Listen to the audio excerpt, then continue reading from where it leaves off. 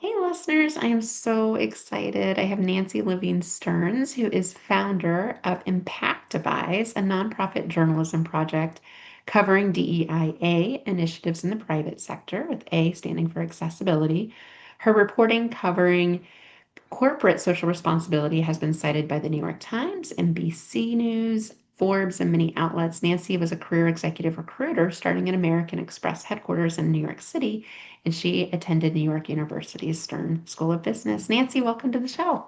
Thank you, Julie. Thank you for having me.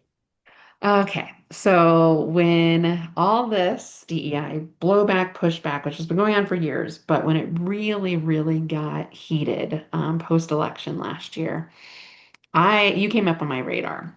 And I remember seeing some of your stories and specifically about Costco and Costco taking a stand. So I'm curious, Nancy, Yeah, what got you like fired up about this and like great all question. the great journalism you've provided Yeah. since?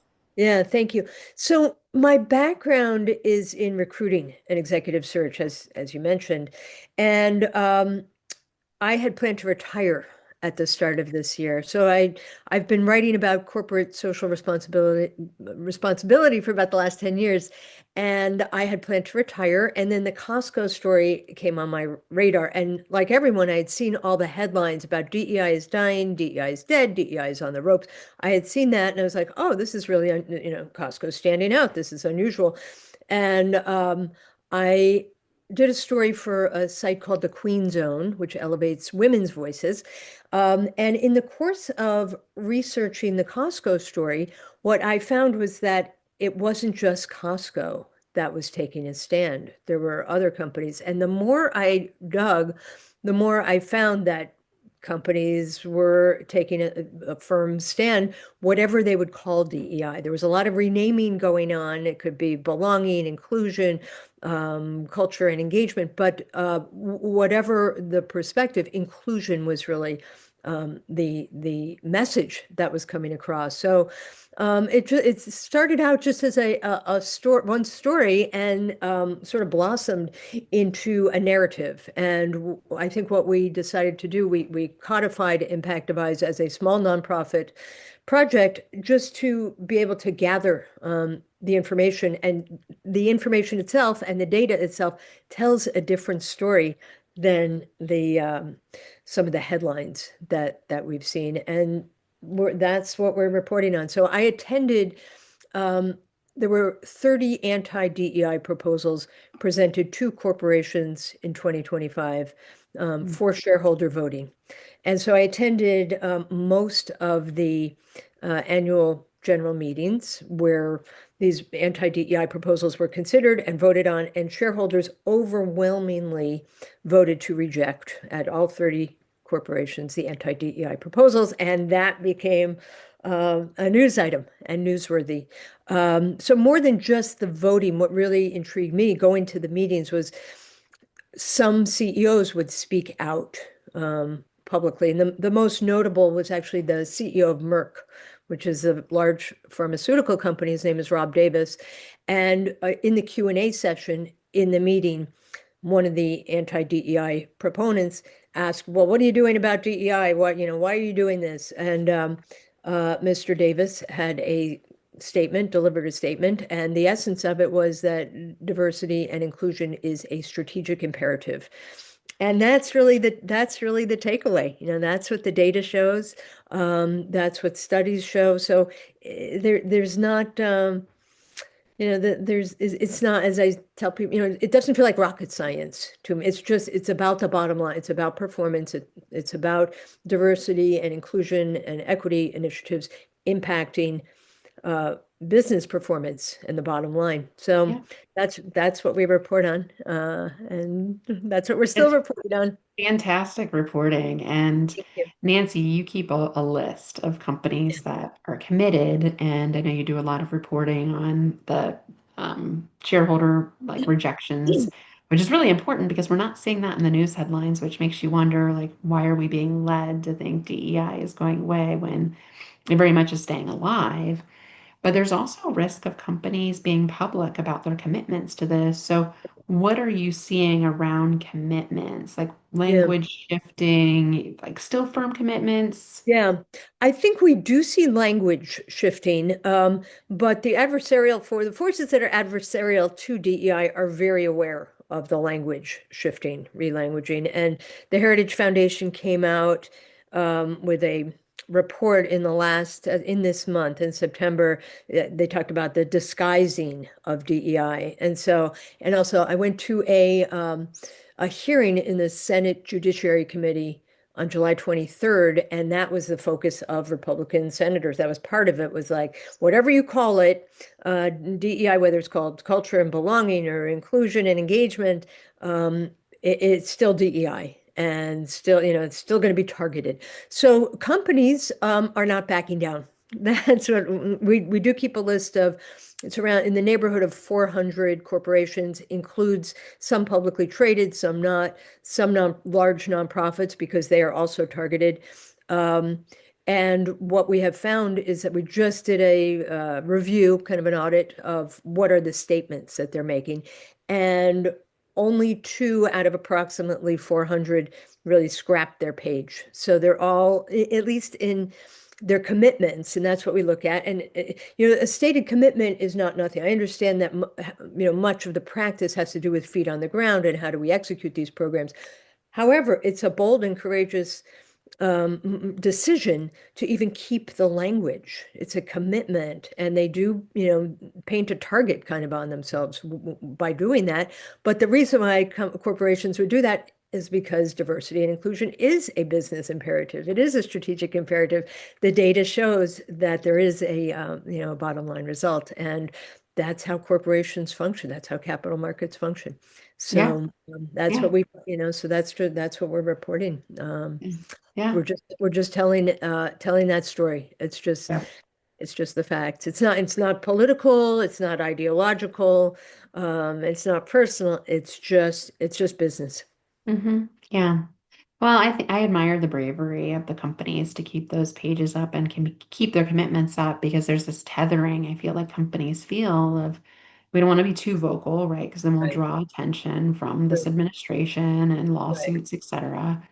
But then there's this other piece of this is what our employees want. This is what our right. culture is. Like Costco Yeah, is a great example of that of we couldn't remove this even if we wanted to. right. And so if it is the companies that have been doing this work for decades, it's embedded in their culture. I'm also seeing this with companies that don't have big brand names because Mm, they really like, the Googles and the Amazons, the right. shiny objects, but they're paying less attention to some of my clients that are, medium, large Yeah, manufacturers, but not yeah, household names. right. Some technology companies that are growing pretty rapidly Mhm. and they Yeah, want to have a competitive advantage. And one of the most sustainable ones yeah, is your people and your culture. right, So I'm optimistic because of that, because it's kind of this fly under the radar effect too. right. But I'm really intrigued that companies that are still staying firm with it. And like you said, drawing that target. But also, one of the things I suspect that's happening working with some of those big companies is their legal team has already done a very thorough Oh, review and has right. anticipated and probably Oh, weighed the cost of the risk versus the reward and probably is absolutely. ready to fight Yeah. and win and Oh, if yeah. they come after. So then, you kind of hypothesize like this is just going to end up in the courts and, these legal battles, much like a lot of the chaos of this administration. Right, But right. I Likely. wonder, Nancy, though, when you go through and you see just two of the 400 have removed their commitments publicly, Yeah. what gives you like hope for the Yeah. 400, the other Yeah. 400 remaining Yeah. in this?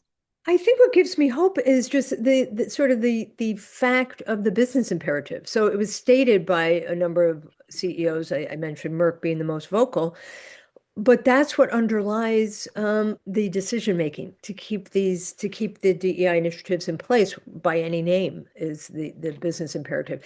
And so when we see that companies are not scrapping, that's the message, right? It's dead or scrapping.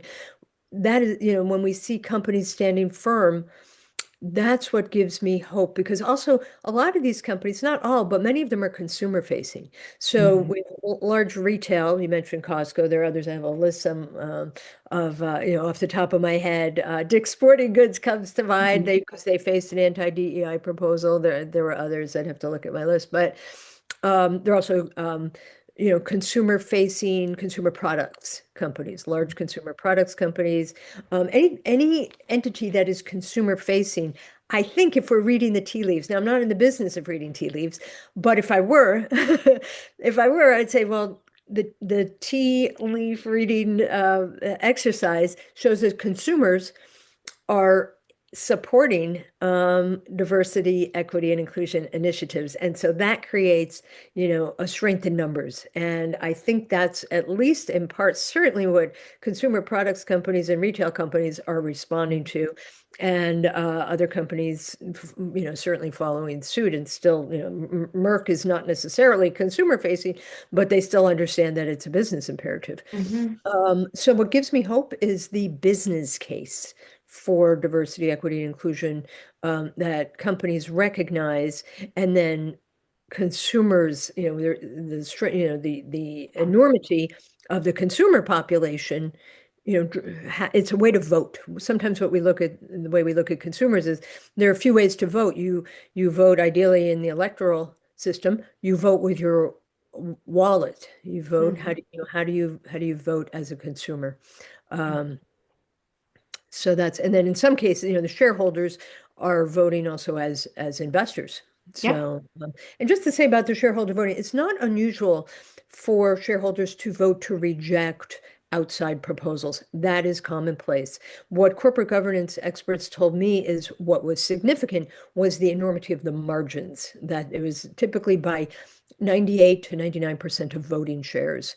And that is unusual to see that the overwhelming percentage of those Mhm. talents. So that That's is, fascinating. yeah, And we're being led to believe, a counter narrative in the news cycle, which is why your work is so important because this positive stories just don't get the same traction like your right. stories, and they're necessary stories because so many people are scared into believing DEI is dead or we can't talk about this, and then we don't have any words to use, so we don't even know how to talk about it at times, Nancy. So I think it's so important. I also think to your point about the margin of victory with shareholders is really interesting and how consumers are voting with their dollars. There's so many case studies of Costco versus Target. Yeah. You mentioned other companies that have abandoned things like John Deere and, Walmart, but who was kept up. And they're seeing it again, this idea of a competitive advantage associated with Mhm. inclusion work. It Right. reminds me of some research. Not sure if you're familiar with Coqual, an organization that does I've heard. research. Yeah. Yeah, and what they found is that 90% of people are either persuadable or all in on issues of inclusion. And so it very much matches the kind of margins that we're Yeah. seeing is Right. most people, if you ask them at the end of the day and cut the jargon, cut the Yeah. acronyms, I get Right. all that stuff gets confusing. But if you just explain to people what our Yeah. work is about in Right. a very matter of fact, plain way, most Yeah. people are like, heck yeah, that's what I want, right? Right. But it's all this noise and these shiny objects and these like Yeah. one-off stories that Right. I know that they kind of cherry pick, Nancy, Mhm. these stories that Yeah. at the heart of, I think, the DEI pushback is this idea that white men are being discriminated against. And I know And you've it's, heard about that in your yeah, reporting. yeah, it is explicit in some cases. So there's an organization that was co-founded by Stephen Miller, who is Trump's senior advisor.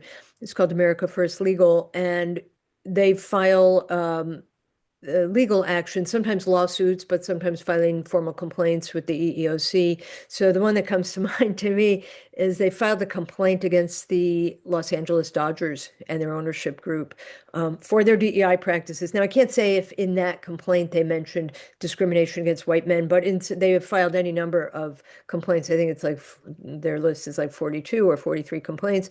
And in some of them, they do identify specifically in their language of the complaint discrimination against white men. That is their complaint. And that's really the theme of their complaint, as I can tell, against corporations or entities that have DEI practices. Now, I haven't checked recently, but I do periodically stop in on the Dodgers website um, to look at have they the Dodgers they didn't change the language last I checked. It was diversity, equity, and inclusion, and because their That's what they base, call it. that's what they call it. It's their, it speaks to their employee base, speaks to their fan base. That's what they call diversity, equity, and inclusion. So I think the complaint against the Dodgers, I think, was filed by America First Legal. I think it's with the EEOC. So I don't know if anything will come out of that, but the Dodgers didn't cave. So I see that as a great leadership Yeah, yeah, example. another great case study. Yeah. I feel like we're playing a lot of defense and not a lot of offense in our Mm, industry. And it's been this mm, way, really, having done this work for a decade. It's for me, it's been since really the Supreme Court affirmative action yeah. decision, summer of 23, really just took a big blow to the industry. And I keep feeling like this defensive posturing of justifying the work again, Yeah. like having Right. to show the Yeah. value of the work connected to the business case, like you Yeah. said.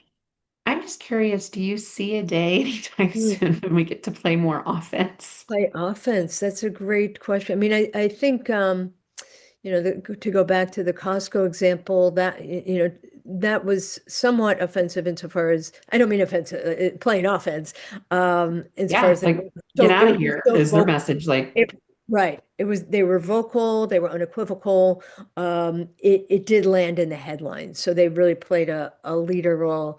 Um, I think, and I agree with you that there is a lot of playing defense because the attacks are coming from the government, from nonprofit entities like the one I mentioned, America First Legal, from these shareholder activist groups that filed a lot of the anti-DEI proposals with the corporation. So, I mean, I guess I see if anybody wants to look up the Merck statement, it was a bold statement. So the more we see bold statements, the other bold statement I want to call attention to, which I thought was great. There's someone named Alexis Ohanian, who is the co-founder of Reddit. And he told Forbes in an interview, and I'm sorry, I can't quote him directly, but he did say the biggest sham out there, he did use the word sham, is somehow that merit and DEI are opposed. And he said, those of us who have been out here building multi-billion-dollar companies have always been hiring for greatness, and that means diversity, equity, and inclusion. He said that never stopped. And that's probably my favorite quote around this, because there's this argument like merit and DEI are opposed, I mean, right. that was in President Trump's executive order Oh, here in that he my home state of Indiana, they renamed DEI to MEI. yeah, Which Christy was right. like, I think you're confused on what DEI is. Yeah. So, that's a really central tenet, I think, of the oppositional force is that, merit is, somehow DEI is like killing merit. And that's so far, far from the truth. And what I can say as a recruiter, as a career executive recruiter, is that as Mr. Ohanian said, we are always hiring for greatness, and that means casting the widest possible net and Mhm. making sure that we're not excluding talent, that we're not overlooking talent. It's so basic from a recruiting standpoint. It's so obvious and basic for anybody who's been in recruiting. Yeah. Yeah. Anyhow, Yeah, I there. appreciate what you said about Alexis. I think that's Serena Williams. Yeah, correct. Yeah, so Yeah, I would expect that from him, but we yeah, need more leaders like this. We need more people with power right. to speak up because Yeah, it is the very people that they're saying were discriminated against, white men, to be honest. Those are the people when they come out and say, we're pro inclusion, our culture is about yeah, belonging, whatever words they want to use to your point as right. it shifts, the more that they normalize that from that perspective, I think it takes a lot of the fear and a Right. lot of that ammunition, just it takes that energy down. Yep. And so I'm wondering what it'll take for more of those public figures to be more Yeah. adamant. Right. Um, I Yeah. understand it feels like all risk, no reward. I studied this for my new book, and I'm just continually frustrated by the silence and quite frankly, the cowardice. Right. And I think we're seeing, I mean, in the course of attending the shareholders meeting, think we saw some collective emboldening. Not it wasn't a collective statement, it was each statement, but I think each company sees what went before. And I think there was some collective emboldening, including, the Merck statement, the CEO statement that was in May. And then, I can think off the top of my head of some others. I thought it was bold for you wouldn't think Goldman Sachs that their CEO would speak out, but these companies they let through in the Q&A sessions what questions they want to field. And at Goldman Sachs, one of the anti-DEI shareholder activists put forth a question about trans employees at Goldman Mhm. Sachs, and do you, the question was like, do you support transgenderism? And the Goldman Sachs CEO, I think his name is David Solomon, said, look, we run an inclusive organization and we're going to keep running an inclusive organization. Great answer.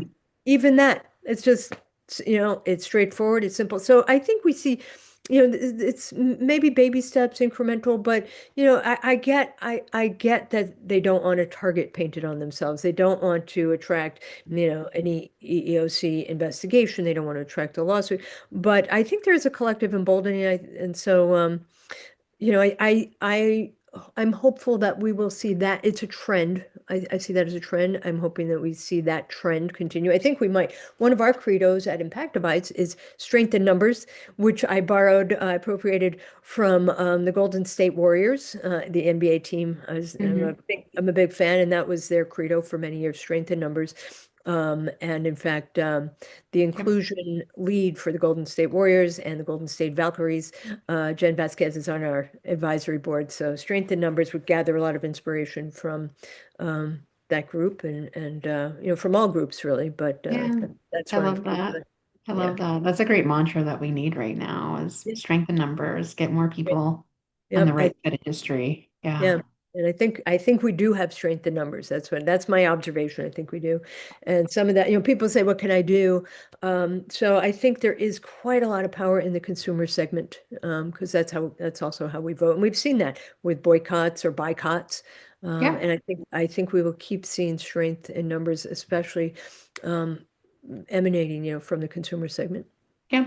Yeah. I love that. Yeah. I don't know a black woman that shops at Target. Well, not anymore, right? And I unfortunately moved across the street from a Target and like years Uh, ago I would have loved that, but Yeah, and we you might see know, a shift. They changed their leadership. I don't know if we'll see any shift. It's hard to predict what we'll see. yeah. Um, Yeah. and Yeah, what I'm taking away from this conversation is consumers, where we live in a capitalist society yeah, and business will always win, yeah, and consumers are going to show what matters to them. yeah, And, you right, mentioned younger people. It's yeah, pretty unwavering, these yeah, issues of inclusion and diversity. It's who they are.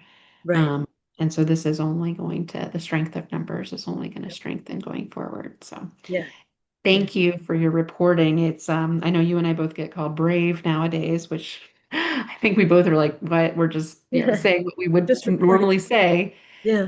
But there is some targeting and, it is a little scary to speak out Well, right now. And so in this, yeah, in this your environment, voice gives other people courage to do so, Nancy. And so I yeah. appreciate your voice.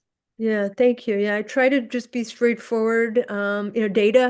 Data doesn't lie. Data tells the story. I think data tells its own story. Metrics tell the story. And that's what we're seeing. So we see, I think the data and metrics and consumer response, shareholder response, investor response, board level response, C-suite response. There's quite a lot of collective strength in that. Yeah. Yeah. Well, I believe you, and I'm Yeah. excited now more for the future because all the great reporting you're doing. And if you don't follow Nancy on LinkedIn, she posts daily updates on the shareholder voting. She has a DEI job of the day, a feature of the day. And so really great reporting that Nancy's doing. But Nancy, tell our listeners how else they can engage and follow your work. So the best way to follow the work is if they go to impactivise.org. We have the detailed shareholder reporting. We have the list of corporations that are staying firm with links to their statements. And then on LinkedIn, just follow my name. And I'm also on Blue Sky. So I do, and I try to amplify other voices that are telling a similar story, and it's just a different narrative that we haven't seen as much in the mainstream media. Mm. Just yeah, telling a different story. Yeah, yeah. Well, we need more of those stories, and I'm thankful that we get to help each other out and amplify each other's Yes. work. That's what real allies do. So I'm thankful for you, Nancy. Thank you, Julie. Thanks for having me.